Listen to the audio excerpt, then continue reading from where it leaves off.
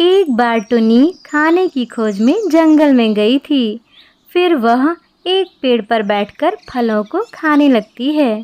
तभी वहाँ कालू कौवा भी आ जाता है। हाय, हेलो। क्या इस पेड़ के फल मीठे हैं? हाँ, बहुत मीठे हैं। मैं अक्सर इस पेड़ के फल खाने आती हूँ। फिर कालू कौवा भी उस पेड़ के फलों को खाने लगता है। वैसे आपको इन फलों के अलावा और क्या-क्या पसंद है? इस तरह से बात करते करते उन दोनों में दोस्ती हो जाती है। फिर वो दोनों हर रोज़ उस पेड़ पर बैठकर ढेर सारी बातें करने लगते हैं।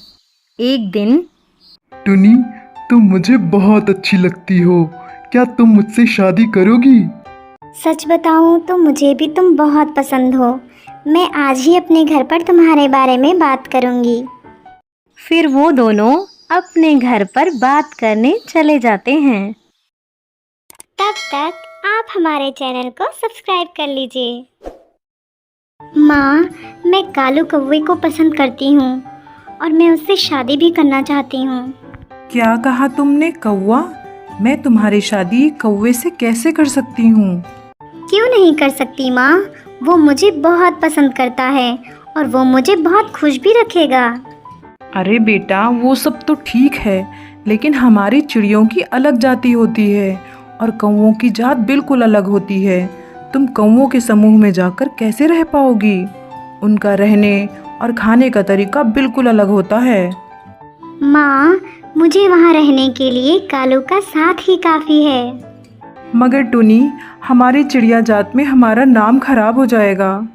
और बेटा, तुमको कालू के साथ रहने के लिए अपने जीवन के रहन सहन को भी बदलना पड़ सकता है आगे। बस माँ, मैं समझ गई। आप मेरी शादी कालू से नहीं करवाना चाहती हैं, तो फिर ठीक है, मैं खुद कालू के पास जाकर उसके साथ शादी कर लूँगी। इतना कहकर टुनी अपनी माँ को छोड़कर कालू के पास चली जाती है। फिर वो दोनों शादी कर लेते हैं। टुनी खुशी खुशी कालू के घर में रहने लगती है। 2 दिनों बाद सुनिए जी, मुझे भूख लग रही है। ये लो, मरे हुए जानवर का मांस है, जी भर के खा लो। छी छी, मैं ये सब नहीं खाती। मैं तो प्योर वेजिटेरियन हूँ। फिर तो तुम्हारे लायक घर में कोई भी खाना नहीं होगा। अच्छा, तुम थोड़ा इंतज़ार करो, मैं अभी तुम्हारे लिए फलों का इंतज़ाम करता हूँ। इतना कहकर कालू फल लेने चला जाता है। तभी कालू की माँ टुनी के पास आ जाती है। अरे बहू, इतना स्वादिष्ट जानवर का मांस अभी तक नहीं खाया? चलो, मैं तुम्हें खुद ही खिला देती हूँ। नहीं माँ जी, मैं मांस नहीं खाती। तभी कालू फलों को लेकर आ जाता है। आहा, तो महारानी अब फल खाएंगी। और तू कालू, तुझे शर्म नहीं आती? बीवी आई नहीं कि जोरू का गुलाम अभी से बन गया। देख कालू, तेरी जिद की वजह से मैंने तेरी शादी तेरे पसंद से करा दी, लेकिन तेरी बीवी की वजह से हमारे घर का नियम नहीं बदलेगा। ये तू कान खोल के सुन ले। टुनी और कालू चुपचाप अपनी माँ की बातें सुन लेते हैं। कुछ दिनों तक ऐसा चलता रहा। फिर टुनी को एक बेटी भी हो जाती है। टुनी बहू, ला मेरी पोती को दे मुझे। इसको मांस खिलाना है। मैं इसे तेरी तरह नहीं बनने देना चाहती। नहीं माँ जी, मैं अपनी बेटी को मांस खिलाने के लिए आपको नहीं दे सकती। तभी कालू कौवा भी वहाँ आ जाता है। क्या हुआ? आप लोग इतना शोर क्यों कर रहे हो? देखिए ना जी, माँ जी इसे भी मांस खिलाना चाहती हैं। हाँ, तो इसमें बुरा ही क्या है? ये हमारे खानदान की बेटी है, तो फिर इसे अपने खानदान का तौर तरीका सीखना ही पड़ेगा। नहीं जी, ऐसा ना बोले। फिर कालू और उसकी माँ टुनी की एक नहीं सुनते हैं और उसकी बेटी को मांस खिलाने लगते हैं। इस तरह से कालू का रवैया धीरे धीरे टुनी के लिए बदलने लगता है और टुनी काफ़ी दुखी रहने लगती है।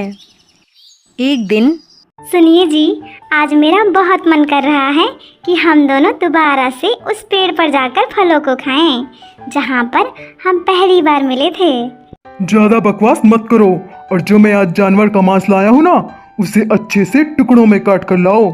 मुझे बहुत भूख लगी है। कालू के इस तरह के रवैये से टुनी काफ़ी दुखी रहने लगी थी। उसका मन चाह रहा था कि वो वापस अपनी माँ के पास चली जाए। नहीं, मैं माँ के पास वापस नहीं जा सकती।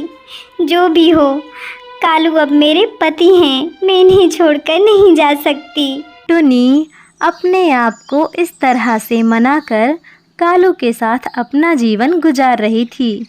फिर एक दिन बेटा कालू, तुम्हारे लिए मैंने सुंदरी कौवी को पसंद किया है। पसंद किया है? इसका क्या मतलब है माँ जी? अरे तुझे नहीं पता क्या? कालू की दूसरी शादी करने जा रही हूँ। माँ जी, ये आप कैसी बातें कर रही हैं? मैं सही कह रही हूँ। हमारे कौवा जात में नर कौवा कई शादी करता है। अब हमारा कालू भी दूसरी शादी करेगा।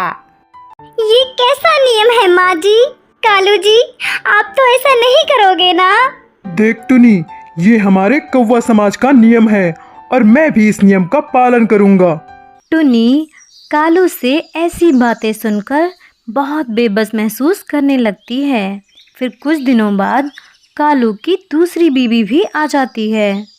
मैं तो बर्बाद हो गई। मैं जिसके लिए अपना सब कुछ छोड़कर आई, वही बेवफा निकल गया। अब मैं इस घर में किसके लिए रहूं? फिर टुनी अपनी बेटी को लेकर अपने माँ के घर चली जाती है। माँ, दरवाजा खोलिए। क्या हुआ टुनी? तुम आज यहाँ कैसे? इस घर में मेरी माँ रहती थी, वो कहाँ है?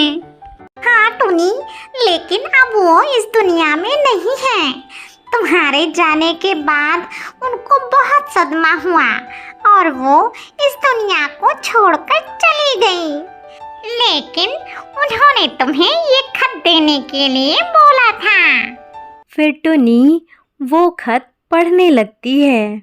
मेरी प्यारी बेटी, मैं तुमसे बहुत प्यार करती हूँ, इसलिए शायद मैंने तुम्हें कालू से शादी करने के लिए मना किया था। मुझे इस बात का डर था कि कहीं तुम दूसरी जात में जाकर अपना घर ना बसा पाई तो क्या होगा, इसलिए मैंने ये घर तुम्हारे नाम कर दिया है। फिर टुनी घर के अंदर अपनी माँ की फ़ोटो से बात करके बहुत रोती है। माँ, आप सही थी और मैं बहुत गलत थी। मुझे माफ कर दीजिए। इस तरह से टुनी अब हमेशा के लिए अपनी माँ के घर में रहने लगती है।